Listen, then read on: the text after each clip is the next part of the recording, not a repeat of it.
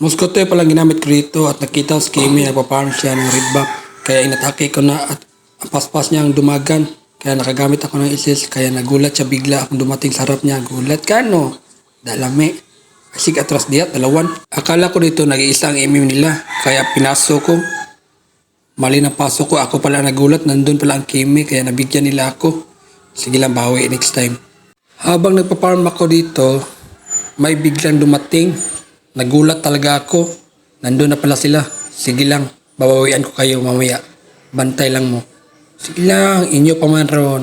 Dito naman, nakita ko si Kimi Duralo HP. Pinaso ko kahit alanganin. Mamatay lang siya kahit makabawi lang ako sa kanya. Kahit alam ko mamatay ako dito.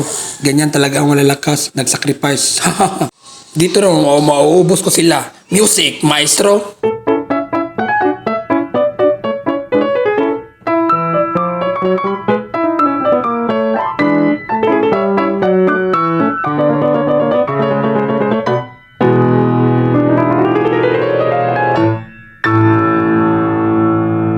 At dito, tinapos na namin ang laro, hindi na namin pinatagal.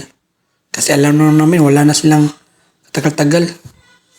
Kaya dito, guys, pakipalo ako guys sa vlog ko guys.